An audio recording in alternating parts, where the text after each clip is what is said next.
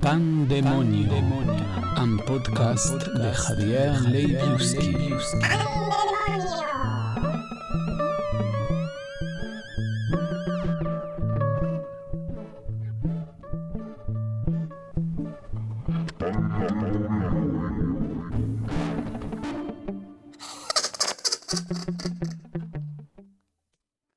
Salut tout le monde.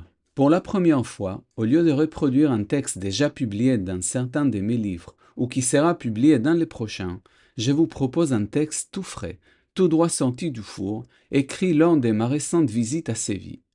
Comme vous le verrez, ce texte s'inspire également de l'actualité culturelle de notre petite planète. Je profite aussi pour vous inviter mardi 17 mars à 19h à venir me rejoindre pour une tertulia littéraire à la librairie SMD Books, 1 rue Nicolas Roret dans le 13e à Paris.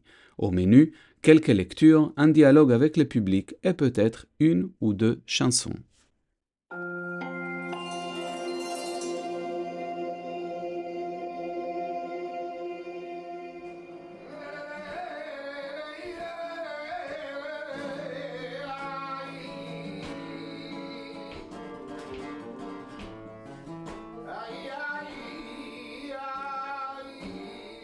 J'étais dans le métro à Séville.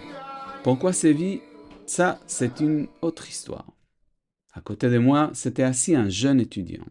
Comment savais-je que c'était un étudiant? Eh bien, nous étions dans le métro qui se dirigeait vers l'université.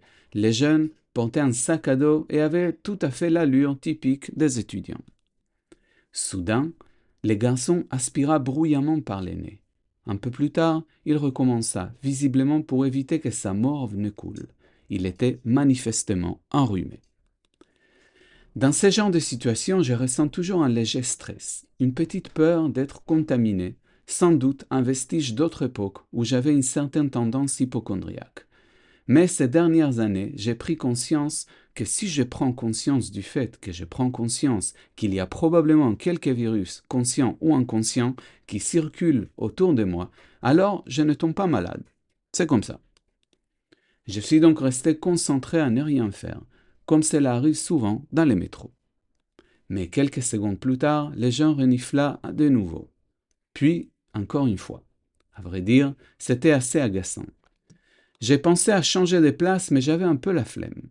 J'aurais pu mettre mes écouteurs et lancer un album de métal pour couvrir tout bruit extérieur, mais je n'avais pas envie d'écouter de la musique et en plus, quelque chose en moi résistait à l'idée de devoir réagir et de me réorganiser simplement parce qu'un gamin à côté de moi était enrhumé et n'avait pas de mouchoir. J'ai fermé les yeux et commencé à respirer. Un moment plus tard, ce même bruit nasal revint, mais cette fois j'eus l'impression qu'il provenait des sièges d'en face.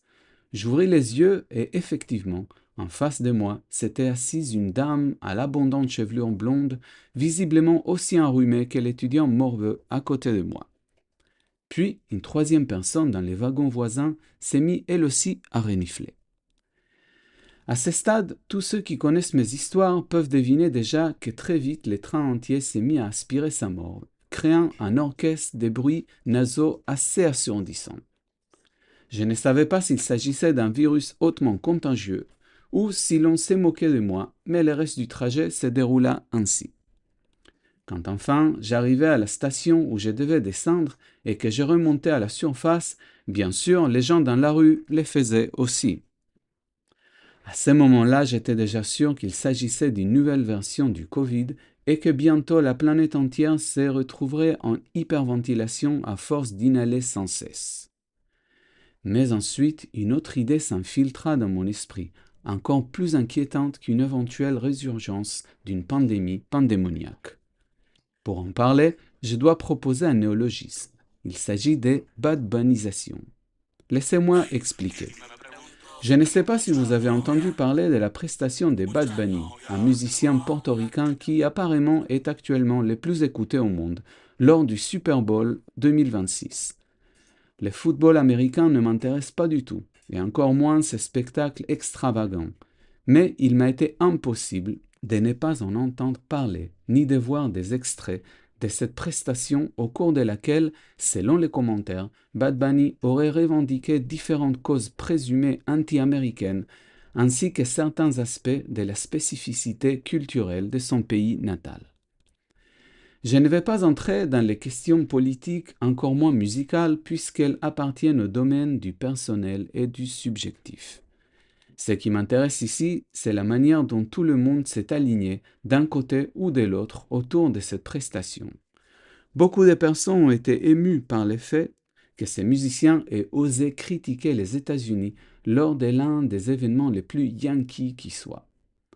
Certains lui accordent déjà la même importance que n'importe quelle autre personnalité ou acte anti-impérialiste, du Che Guevara jusqu'au Bryce Cola. Du côté opposé, on trouve ceux qui ressentent le besoin d'aller dans les médias et sur les réseaux sociaux pour préciser que ce que fait Bad Bunny n'est pas de la musique et que derrière lui se cache un énorme business, comme si ce n'était pas le cas pour Leche ou les Bryce Cola.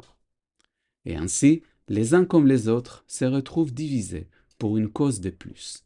Ce n'est pas que cela aura de grandes conséquences sur la vie sur Terre, mais c'est le mécanisme sous-jacent qui me fascine par son non-sens. Et de la même manière, on pourrait prendre n'importe quelle autre question politique, sociale, sportive ou philosophique qui nous oppose les uns aux autres. Et cela m'amène à me demander quel lien peut exister entre la badbanisation de l'humanité et ces personnes dans les métros de Séville qui se mettent à renifler par une sorte d'osmose probablement liée à une immense paresse de la conscience. C'est tout pour cette fois. J'espère que cet épisode t'a plu et si c'est le cas, n'hésite pas à en parler autour de toi, à liker le profil Instagram ou Facebook du podcast Pandemonio 2025 et à collaborer sur mon compte Patreon, pan-demonio.